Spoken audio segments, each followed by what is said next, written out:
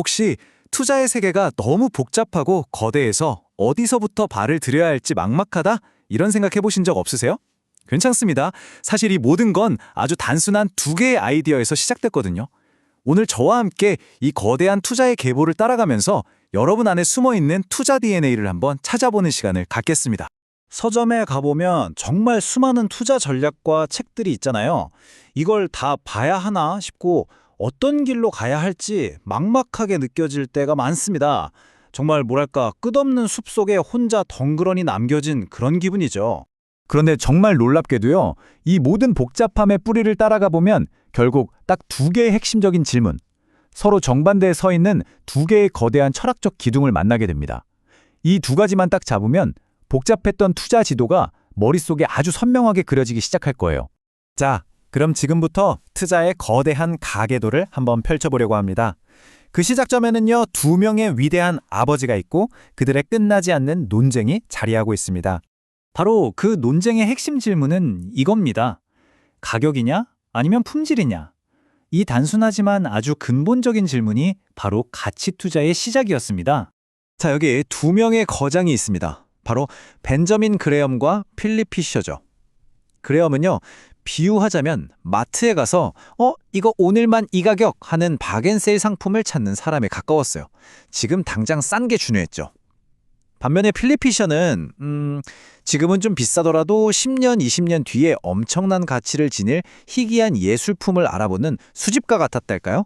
접근법이 정말 완전히 달랐던 겁니다. 그레이엄의 말을 한번 들어보세요. 굉장히 딱딱하고 확자 같죠? 감정은 싹 빼고 철저하게 계산된 학문. 이게 바로 그가 생각한 투자였어요. 그리고 가장 중요한 건 뭐다?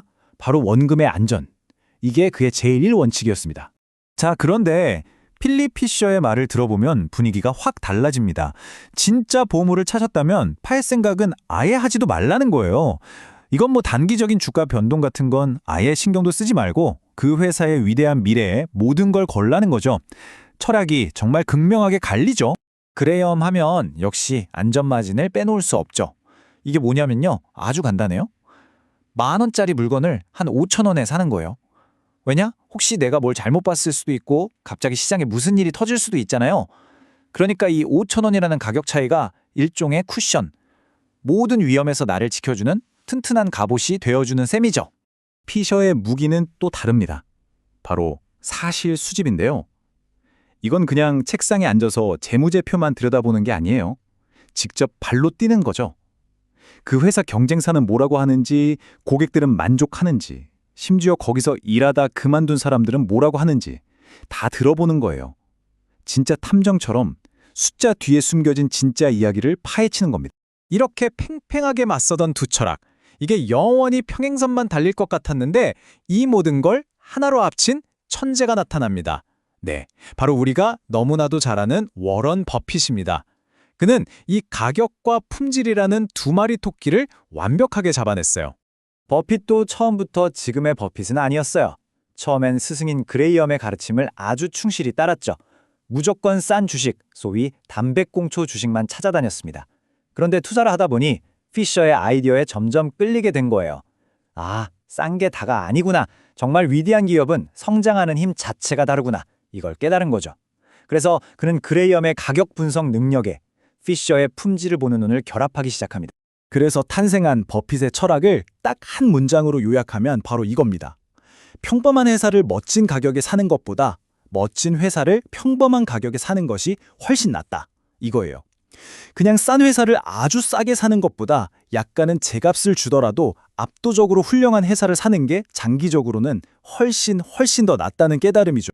그렇다면 그 멋진 기업을 어떻게 알아보느냐? 버핏은 여기서 경제적 해자라는 정말 기가 막힌 개념을 제시합니다. 옛날에 성을 지키던 해자 아시죠? 경쟁자들이 함부로 쳐들어오지 못하게 만드는 아주 강력한 방어벽 같은 거예요. 예를 들면 코카콜라 하면 딱 떠오르는 그 브랜드 파워, 혹은 다들 쓰니까 나도 쓸 수밖에 없는 구글의 네트워크 효과, 또 아이폰 쓰다가 안드로이드로 넘어가기 힘든 것처럼 전환 비용 같은 것들이요. 바로 이런 강력한 해자를 가진 기업을 찾는 것, 이게 바로 버핏 투자의 핵심입니다.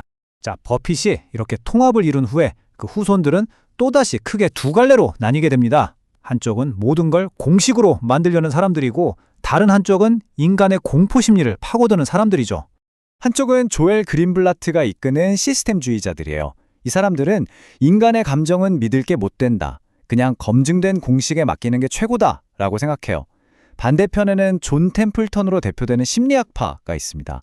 이들은 투자는 결국 심리전이다. 특히 공포를 다스리는 자가 승리한다고 믿었죠. 그린블라트의 마법 공식은 이 시스템화의 끝판왕이라고 할 수 있어요. 그는 복잡한 걸 다 빼고 딱 두 가지만 봅니다. 첫째, 이 사업이 얼마나 좋은가? 이걸 자본 수익률로 보고요. 둘째, 이 주식이 얼마나 싼가? 이건 이익 수익률로 보는 거죠. 이 두 가지 기준으로 기계적으로 주식을 사는 거예요. 감정이 끼어들 틈을 아예 없애버린 거죠. 어떻게 보면 그레이엄과 피셔의 핵심 아이디어를 두 개의 숫자로 압축해버린 셈입니다. 반면에 템플턴의 이 말은 심리학파의 모든 걸 보여줍니다. 최대 비관론의 시점이 최고의 매수 시점이며 최대 낙관론의 시점이 최고의 매도 시점이다. 무슨 말이냐면요. 모두가 비명을 지르면서 주식을 팔아치울 때 바로 그때가 내 인생 최고의 쇼핑 찬스라는 겁니다. 시장의 감정과 완전히 반대로 가라. 이게 핵심인 거죠. 자, 이렇게 투자의 거대한 계보를 한번 훑어봤습니다. 이제 이 지도를 가지고 우리 자신을 한번 비춰볼 시간이에요. 과연 나는 어떤 투자자에 가까울까요?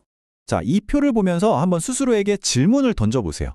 만약 여러분이 이야기보다는 눈에 보이는 숫자를 더 믿는 신중한 타입이라면 아마 그레이엄과 잘 맞을 겁니다. 반대로 한 회사를 정말 깊게 파고들어서 그 미래의 큰 그림을 보는 걸 즐긴다면 네, 여러분에겐 피셔의 DNA가 흐르고 있는 거고요. 아, 나는 복잡한 건 싫고 내 직감보다는 검증된 시스템을 따르는 게 편하다 하시면 그린블라트가 좋은 스승이 될 수 있겠죠. 아니면 모두가 두려워할 때 오히려 심장이 뛰는 용감한 분이신가요? 그렇다면 여러분은 템플턴의 길을 걸을 자격이 충분합니다. 자, 여러분의 마음은 어디로 가장 끌리시나요? 결국 이 세상에 최고의 투자 전략 같은 건 없습니다. 오직 나에게 가장 잘 맞는 전략이 있을 뿐이죠. 오늘 우리가 함께 살펴본 이 투자의 계보가 여러분 각자의 길을 찾아 나서는데 작은 등불이 되었기를 바랍니다.